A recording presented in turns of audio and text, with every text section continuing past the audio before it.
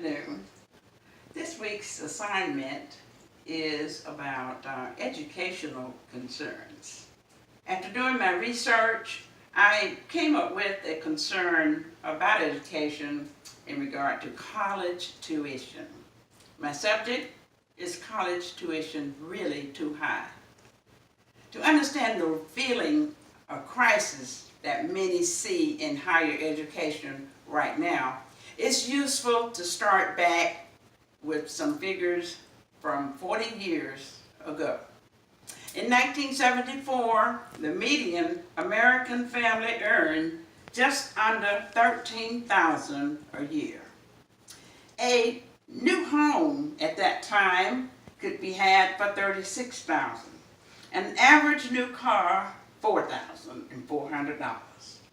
Attending a 4-year private college would cost around $2,000 a year. And a private college would cost around $2,000 per year, affordable with some scrimping, to even the median earners. Now, as for public university, it was a bargain at $510 a year. We don't have that anymore. To put these figures in current dollars, we're talking about median family income of $62,000, a house for $174,000, and a sticker price of $21,300 for the car, and $10,300 for the private university, and $2,500 for public one.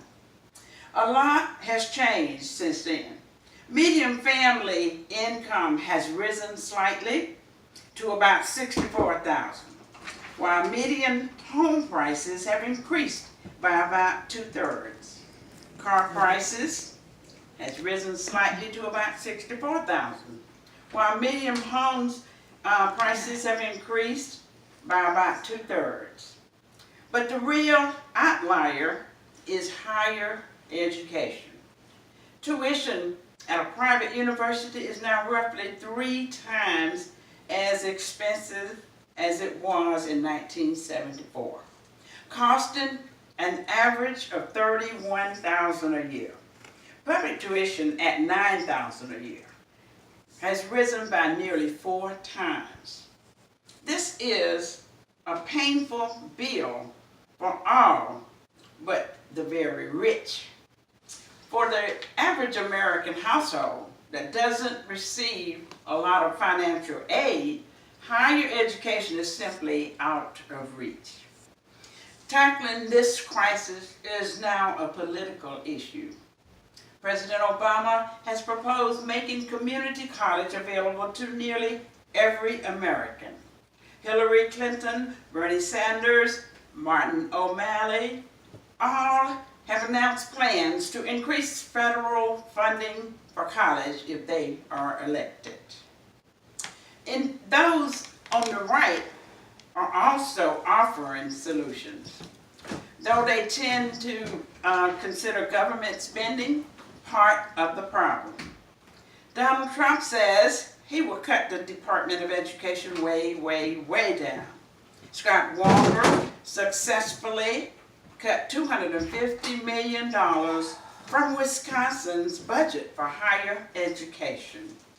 Jeb Bush has focused far more attention on primary and secondary education, opposing tenure for teachers, advocating school choice. But he promotes his cutting back of affirmative action in Florida's public university as an example of reducing government's role in education. Higher education is a fascinating, complex business. Its pricing dynamics ripple throughout the rest of our economy, in effect determining who will thrive and who will fail. What more, the product of this particular industry is not just an end in itself. Education can have enormous personal benefits for those who acquire it, but it also has external benefits to the rest of society. Education exerts something of a multiplier effect. It transforms not only the lives of the educated, but of those around them as well. Workers with more education are more productive, which makes companies more profitable and the overall economy grow faster. There are also significant non-economic benefits.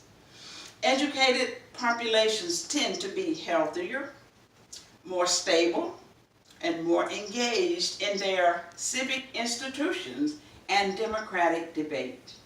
For young adults from educated middle-class families, the people who will find a way to get through college despite the cost. Rising college tuition is a personal challenge.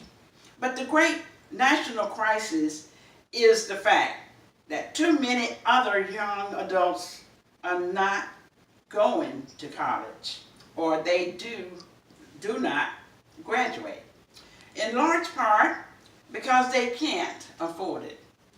Every American benefits when every other American has access to as much schooling as he or she wants.